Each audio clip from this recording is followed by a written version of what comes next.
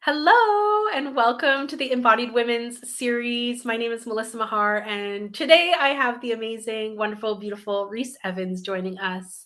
She is the founder of Yes Supply and the Yes Supply coaching method. She is supporting women all around the world, training their minds, their beliefs so that they can live their yes life. She's also an amazing mother to two young children. And today we are going to be talking about how it is so important as women to empower ourselves as women so that we can also be empowering our children and the future generations. So thank you so much, Reese, for coming on. And I'm really excited to share you with our community, and welcome. Thanks for having me. I'm so excited to be here and chat Yeah. with you today. Yeah, my pleasure. And I'm so excited you're here too.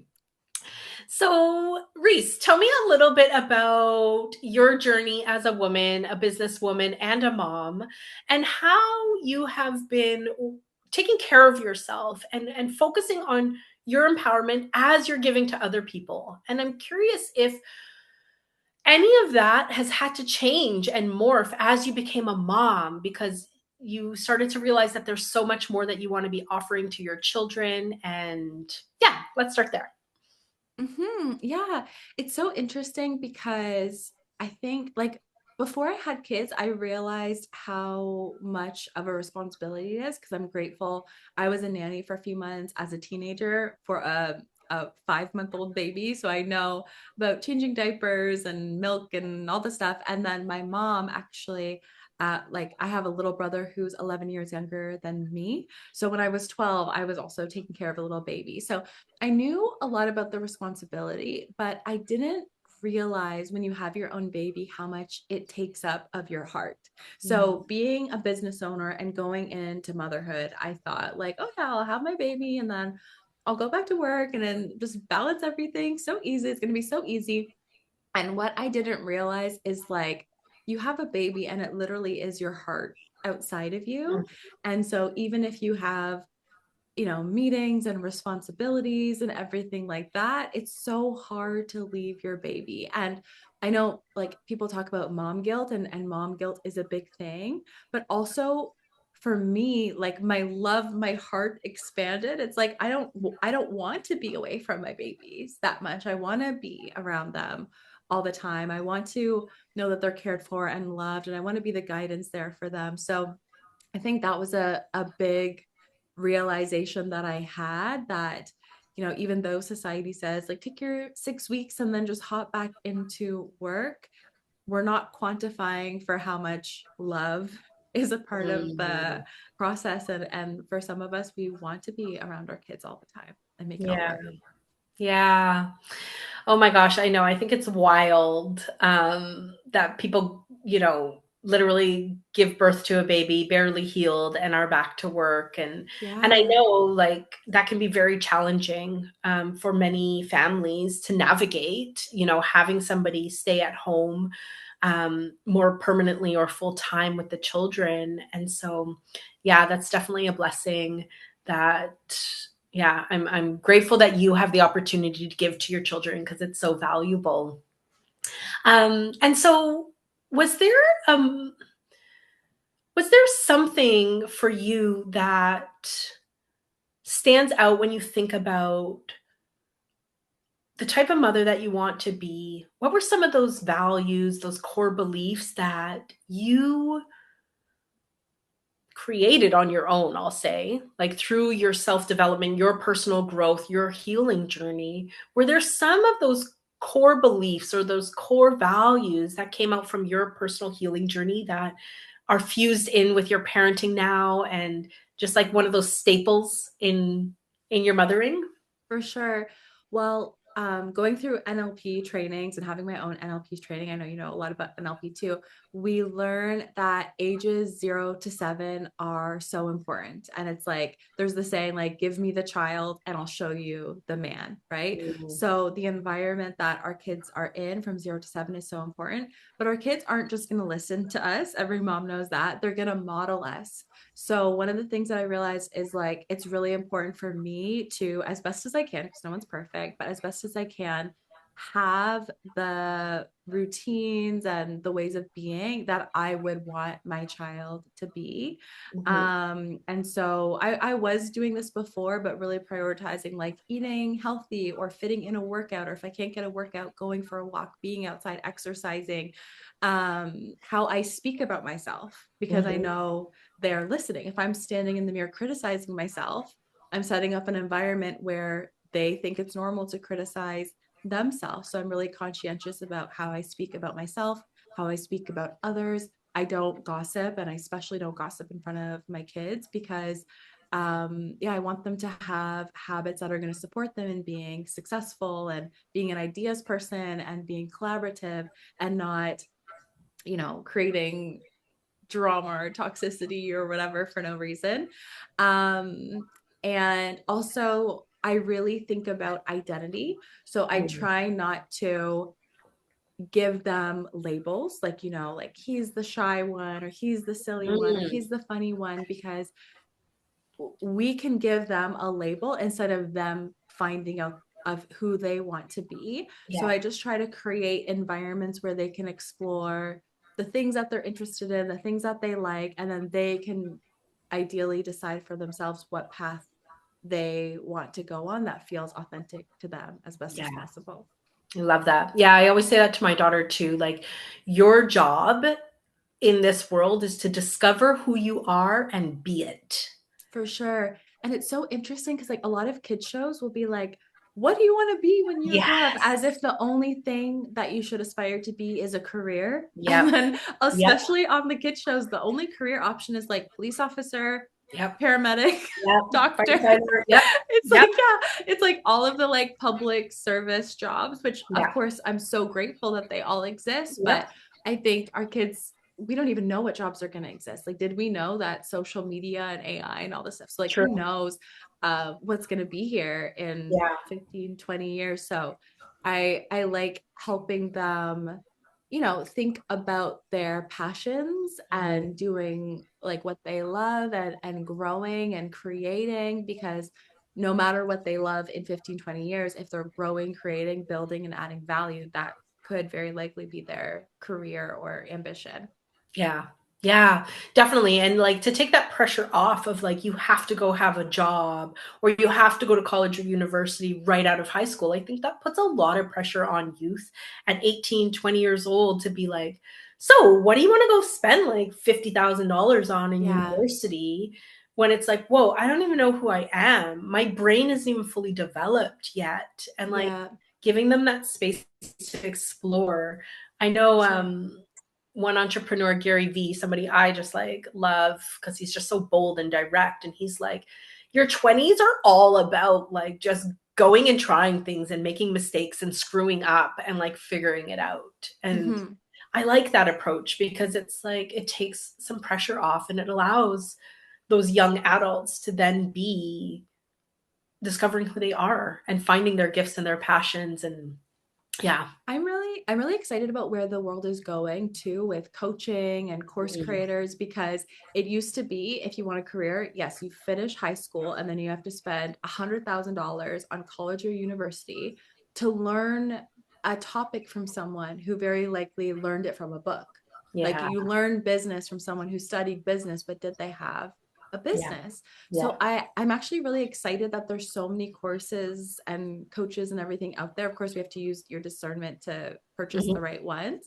But that means that if my kids grow up and they say, I want to be architect, or I want to be a contractor, I want to be this or that, like, they could potentially just buy a course from someone who's doing it and Mhm. experience it in the field, instead of 5 years of theoretical learning to Yeah. maybe do it. Because I Yeah. know so many people who went to school for something and they didn't even use it. And it's like, maybe that $100,000 could have been a down payment on their house. It Yeah. could have been an investment in their dream business. It Yeah. could have been really great vacation. Yeah. So I actually opened an RESP for my daughter too, but I did it in a way where it wasn't one of the ones tied to a bank where it was like it has to go to it a has to college be or university. education. Because I Yeah. want, if she wants to start a business, like she can do that. Or yeah, if she wants to go on a vacation, hopefully she'll take her mom with her. Yeah, Like yeah, she can do yeah, that, exactly. But yeah. Exactly. Who knows? Like, and it's funny because vacation isn't even frivolous. She could go on a vacation, become a travel blogger, and make more Yeah. money than a doctor. Yes. Yes. That's so true. I love how you think. It's so true. And I love how you view the world because you are a business owner. I know your husband's a business owner. Is that something that you fuse in with your children, like that expansive thinking, or like anything is possible? Like, All the how do time. you work that into All your the time. parenting? We bring our kids a lot on our errands. So like I know for me growing up, I was in school. I didn't know a lot about how the world worked. Like Mm, the kids came with us to get our new license plates. Like they know how, and we explain everything. Like they know how the DMV works. Like when we go to the store, I let them scan yes. stuff at the checkout. I explain to them like they work here. This is their job. This is what they enjoy doing. You can add value in whichever way you want. Like I try to explain the inner workings of everything that we Yeah. experience so that they really understand how the world works and they have choice. And even like being an entrepreneur, I realized that like money doesn't just come from the paycheck every 2 weeks. It comes when we add value. So for their like allowance, I don't do every 2 weeks you get $20. We have a sticker chart on the fridge, and when they help with certain things, we add a sticker. And then on Mhm. Saturdays, we add them all up and we make an invoice, and they Oh, invoice me. And oh, then that's where what they get to put in their piggy bank. I love And that. then I haven't started it yet because are young, although I probably could. But soon I'll start to introduce like how much are you going to save? How much are you going to Yes. invest? How much Yeah. are you going to give away? Yeah. Um, so yeah, I Yeah. like as best as I can, I'm thinking of like how can I help them look at the world as like instead of I just need to wait for someone to give me an opportunity, a job, how Mm. can I Mm. create opportunities from adding value or solving problems? Oh, I love that. That's so good. I saw this other lady, what she does with her now, like young adult daughter, but she's been doing it since the girl was fairly youngish. So she really valued giving experiences over gifts for the girl's birthday. And at a certain age, I don't know what age it was, but I've been thinking about this because I'm like, oh, I like this idea. Yeah, She had the girl, the daughter, make a presentation around what she would like her experience gift to be I that year. love that. Yeah, I love that so And so much. it was a whole on, like she had to research and make a full on presentation, and then it would be a yes or a no kind of thing. Yeah, then her investors could decide if they wanted to invest or not. I love Yeah. that because like in this world, your communication skills are what's gonna get you anywhere. And Yeah. and a lot of people working a 9 to 5 don't think that they're entrepreneurs. You are Yeah. still an entrepreneur because you've sold your service of your Mm, time to your employer, mm, but you've mm. just decided to set at that price rather than at whatever limit you could reach with your own business. So everyone's an entrepreneur, everyone is selling them their expertise or Themselves. their value. Mm. So if you can communicate your value or communicate like this is why you should buy or this is why you should get on board, that is a skill that she is going to be able to take forever. Yeah. Yeah, that's really great.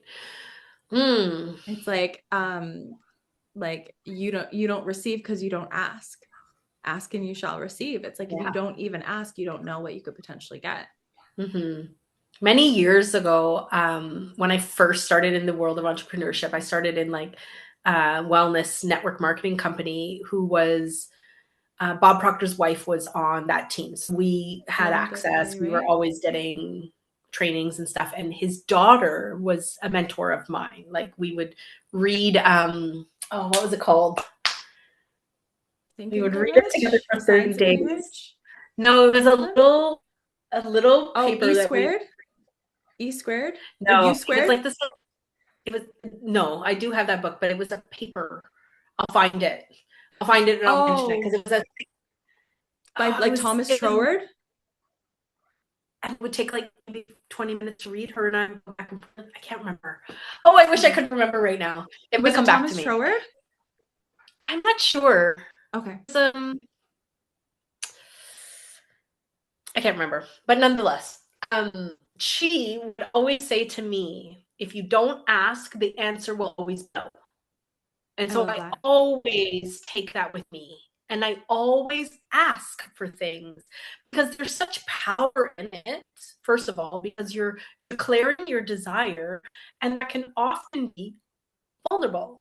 And like Mm. vulnerability is something that a lot of us can shy away from sometimes because we're just like, oh my God, this feels so uncomfortable. And then we shrink down and then don't go after the thing that we want because we're afraid to ask for it, or we're afraid to do the thing that whatever it is, right? Mm. um and so yeah, that made me think of it when you said that there. Yeah. um One of the on but that let me topic, ask, one of the yeah, go things ahead. I love that I learned from Bob Proctor is the law of polarity. And that helped Mm, me so much because it shows me that everything balances out. So it's like if you don't ask, it's just your comfort zone. And you're either going to have the discomfort of asking and potentially getting what you want, or the discomfort of staying in the same place you are. mhm. But it balances out. Yes. Like you can have Reese- the discomfort of selling, but then you're rich, or you can have yeah, the discomfort of staying broke. But you're always going to have the discomfort, so you're just choosing, but it's the same thing, if that makes thing. sense. Yeah.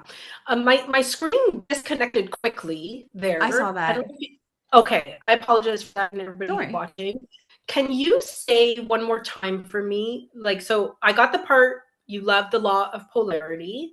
Uh-huh. Um, and then I got the end part there about you can either stay rich and be uncomfortable in that Oh, journey or stay broke.